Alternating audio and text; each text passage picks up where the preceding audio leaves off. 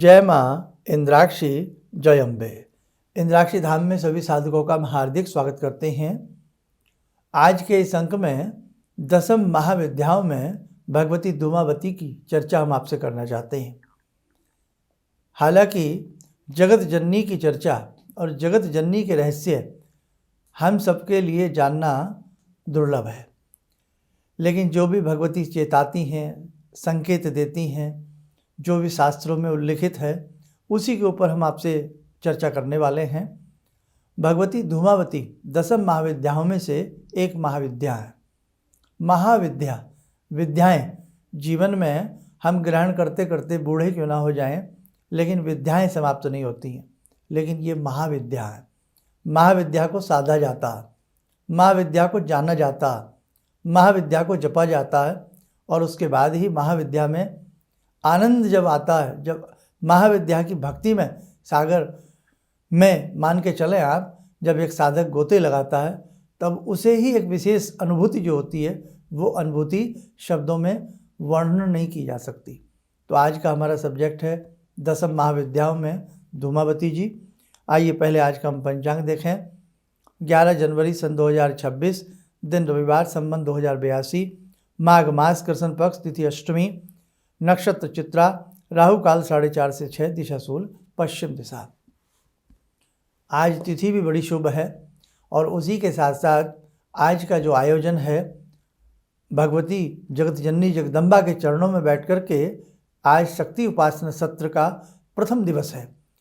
तो जो भी आगंतुक, जो भी साधक इसमें आए हुए हैं, हम भगवती से ऐसी प्रार्थना आप सबके लिए करेंगे, अभी सुबह के 7 बजे हैं, कि आज जो भी आगंतुक भगवती जगत जननी के चरणों में बैठे हैं, बैठ कर के साधना करने वाले हैं, हे भगवती उनका कल्याण करना, उनके समस्त कार्यों को सिद्ध करना।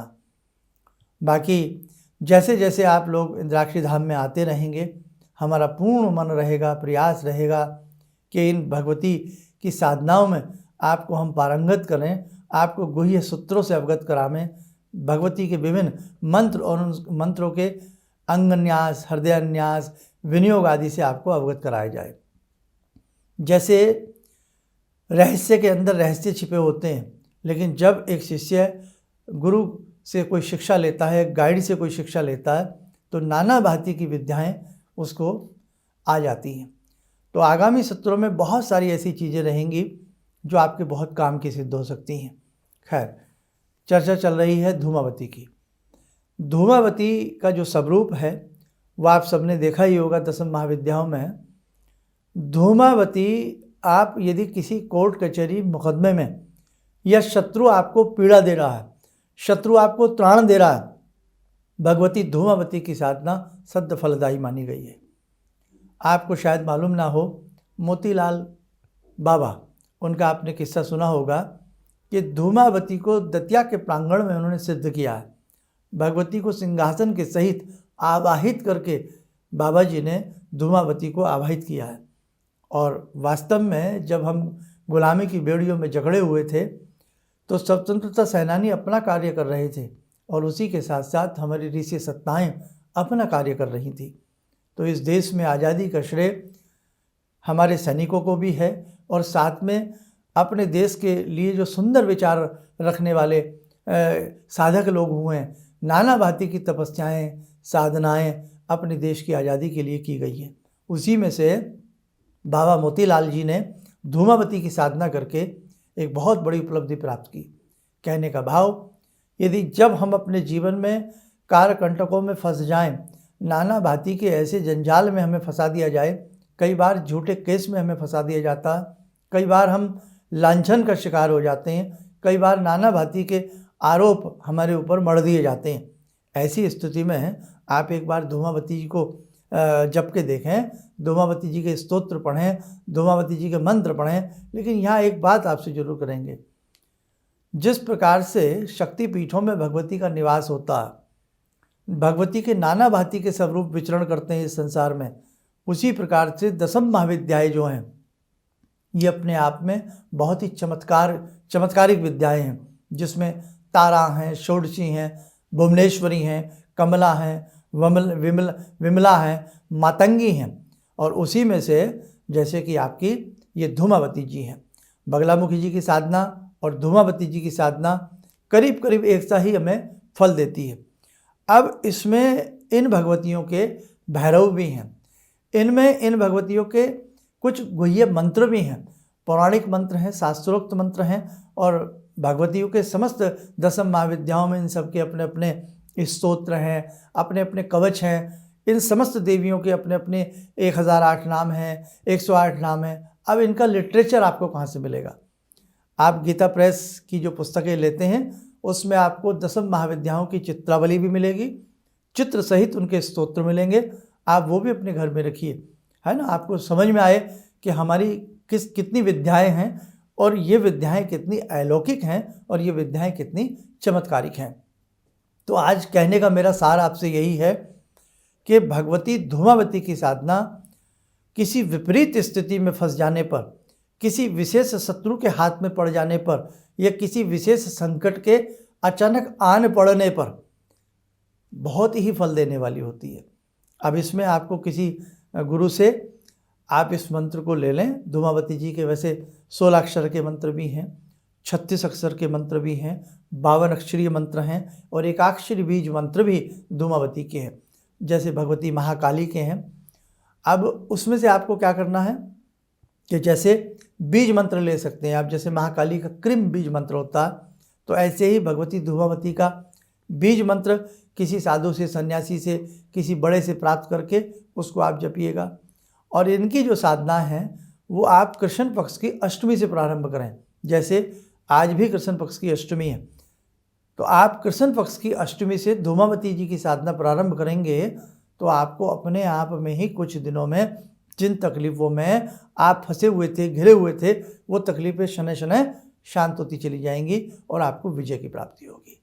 चलिए, समय हो चला आज की ध्यान साधना का। जुड़ते हैं जगत जननी भगवती जगदम्बा से। ॐ सिन्दूरारुण विग्रहां त्रिनयनां माणिक्यमूले स्फुरात् स्तारानायकशेखरं स्मितमुखी भापेन वाक्छोरुवां पाणिभ्यामलपूर्णरत्नचषकां रत्नोत्परां बिभ्रति सौम्यां रत्नगटस्थरक्तचरणां ध्यायेत् पराम् अम्बिकां खड्गं चक्रगदेषु चापपरिगान् शूलम्बुशुण्डिं शिरा शङ्खं समदधतीं करे स्त्रीनयनां सर्वाङ्गभूषावृतां नीलासमद्युतिमास्य पाददशकां सेवे महाकालिकां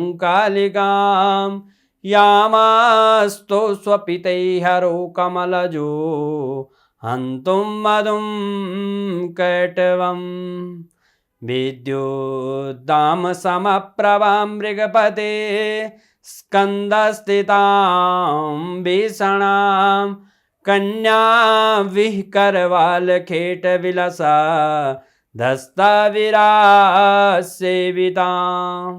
हस्तैश्चक्रगदाशिखेटविशिखां चापं गुणं तर्जनीं विप्राणामलिलात्मिकां शशिधरां दुर्गां त्रिनेत्रां भजे। कवच बना लें, ध्यान करें, भगवती का शुभ आशीष हम सबके ऊपर बरस रहा है।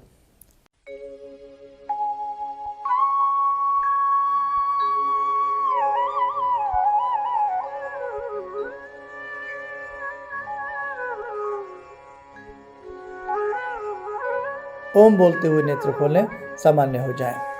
और जब जब साधक इंद्राक्षी धाम के प्रांगण में, इंद्राक्षी धाम के में आकर के भगवती के सायुज्य में बैठेंगे, उपासना करेंगे, तो आप यकीन मानना दशम महाविद्याओं का शुभ आशीष भी उन साधकों को प्राप्त होगा। अगली तारीख आप याद रखें, 25 जनवरी को है, और उसके बाद महीने का द्वितीय और चतुर्थ रविवार में ये साधनाएं इस प्रकार से चलती रहेंगी। आगे आगे हम दुर्गा सप्तशती के अनेकों रहस्य भी आपको समझाएंगे। बस एक बात ध्यान रख के हमारे यहाँ कोई भी आवे कि आपको आना है तो कुछ पाना है और जीवन में कुछ प्रैक्टिकली घर जा कर के करना है। ये नहीं कि केवल आप सोचें कि हम दर्शन कर लें और दर्शन करने मात्र से हमारा जीवन बदल जाएगा, ये बात प्रैक्टिकली नहीं हुई। इसलिए जैसे एक क्लास में स्टूडेंट जाता है टीचर के पास, पढ़ता है और जो टीचर उसको होमवर्क देता है वो होमवर्क करता है और वास्तव में अच्छी श्रेणी को प्राप्त करता है। तो जैसे जैसे समझाया जाए वैसे वैसे जीवन में करने का प्रयास करना।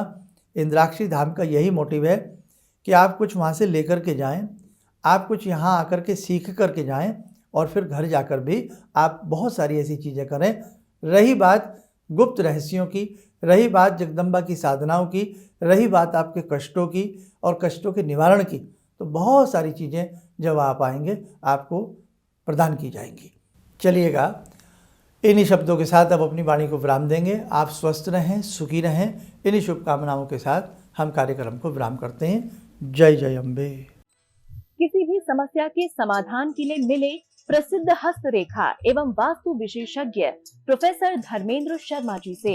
नोट: शिविर में भाग लेने हेतु एवं व्यक्तिगत रूप से मिलने के लिए कॉल करने का समय सुबह 10 बजे से शाम 6 बजे तक। हमारे विभिन्न ज्ञानवर्धक कार्यक्रम देखने के लिए आप हमें अभी सब्सक्राइब करें, बेल आइकन को प्रेस करें ताकि आप देख सकें हमारा कार्यक्रम सबसे पहले। और अधिक जानकारी के लिए फेसबुक पेज को लाइक करना न भूलें।